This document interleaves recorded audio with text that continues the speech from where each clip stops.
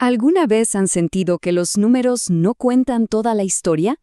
Vemos promedios y porcentajes todos los días en los reportes de negocios, pero ¿y si esas cifras, las más obvias, en realidad nos estuvieran ocultando algo? A menudo son solo la punta del iceberg. Hoy vamos a aprender a bucear bajo esa superficie para descubrir la verdad que se esconde, usando una herramienta increíblemente poderosa, la probabilidad condicional. Para entender su poder, vamos a empezar con una pregunta de esas que son bien difíciles, una pregunta que puede sacudir a una organización y que nos obliga a mirar los datos con otros ojos. Esta es la pregunta. Y es delicada, pero fundamental. Imaginen esto. Un grupo de mujeres policías presenta una demanda por discriminación de género en los ascensos. Aquí ya no valen las opiniones. La única forma de encontrar una respuesta objetiva es, sumergirse en los datos. A primera vista, los números brutos parecen hablar por sí solos. Miran la tabla. 288 hombres ascendidos frente a solo 36 mujeres. Claro, la demanda parece tener todo el sentido del mundo. Pero la administración se defiende y dice, un momento, es lógico que asciendan más hombres si son muchísimos más en la fuerza policial. Y la verdad es que ese argumento también suena razonable. Entonces, ¿quién tiene la razón? Para ser justos, no podemos quedarnos solo con esos totales. Los números brutos, como ven, nos pueden llevar a conclusiones opuestas. Necesitamos hacer una pregunta mucho más inteligente, y para eso necesitamos la herramienta estadística correcta. Y aquí es donde entra en juego nuestra protagonista de hoy, la probabilidad condicional. Esto es lo que nos va a permitir, literalmente, cambiar la perspectiva del problema para ver lo que realmente está pasando. La clave de todo, la frase mágica, es «dado que».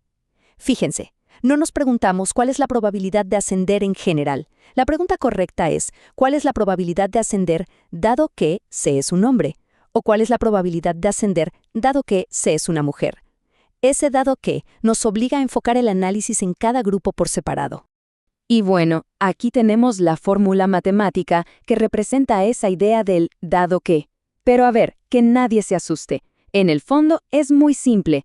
Solo nos dice cómo calcular la probabilidad de que pase algo, nuestro evento A, una vez que ya sabemos que otra cosa ocurrió, el evento B.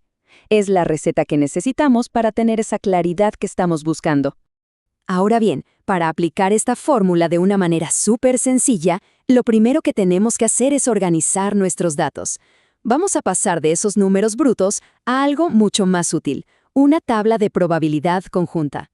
Lo que hicimos fue simplemente convertir cada número en un porcentaje del total de los 1.200 agentes. Pero esto es súper poderoso. Los números del centro se llaman probabilidades conjuntas. Por ejemplo, ese 0.24 significa que hay un 24% de probabilidad de que un agente elegido al azar sea hombre y haya sido ascendido. Y los totales de los márgenes, las probabilidades marginales, nos dan el panorama general. El 80% de la fuerza son hombres, el 20% son mujeres. Esta tabla es nuestro mapa del tesoro. Y aquí se ve el cambio de mentalidad clarísimo.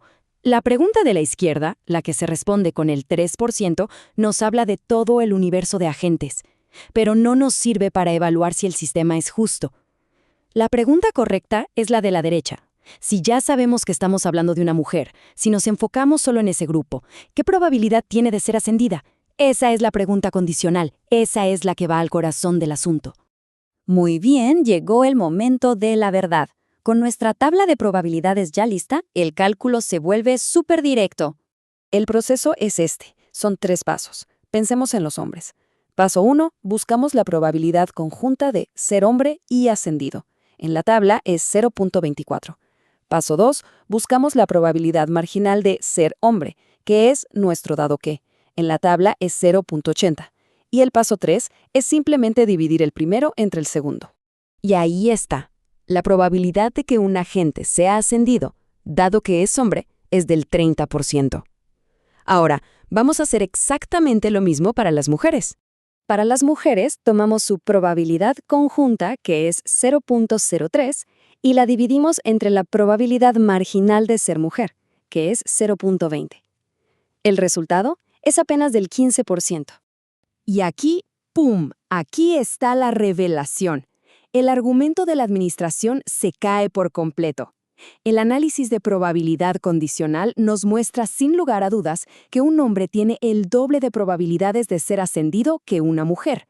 La diferencia es enorme e innegable. Los datos validan la demanda. Pero esperen, que esta misma lógica nos permite hacer algo todavía más increíble: actualizar lo que creemos saber cuando aparece nueva información. A esto se le conoce como el teorema de Bayes. Pensemos en otro caso: control de calidad en una fábrica. El 65% de nuestras piezas vienen del proveedor 1, que es bastante bueno. Solo un 2% de sus piezas salen defectuosas. El otro 35% de piezas viene del proveedor 2, que tiene una tasa de defectos más alta, del 5%. Un día, encontramos una pieza defectuosa. La intuición nos diría que seguro es del proveedor 1, ¿no? Si nos mandan la mayoría de las piezas. Pues veamos qué dicen los datos. Esta tabla nos ayuda a organizar el pensamiento. Partimos de la probabilidad previa, o sea, lo que sabíamos antes. Hay un 65% de chances de que cualquier pieza sea del proveedor 1. Luego, metemos la nueva evidencia: la pieza está defectuosa.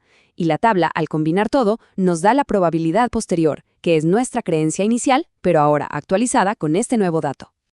Y sorpresa, en contra de nuestra primera intuición, si encontramos una pieza defectuosa, es más probable que venga del proveedor 2, casi un 57% de probabilidad. ¿Por qué? Porque aunque nos manda menos piezas, su tasa de defectos es mucho más alta, y ese factor pesa más. Bayes nos permite ver esto con claridad y tomar una mejor decisión. Entonces, después de ver estos dos ejemplos, ¿cuál es la gran lección aquí? ¿Por qué importa tanto todo esto? Se trata de ir más allá de la primera impresión, de no quedarnos con el promedio simple.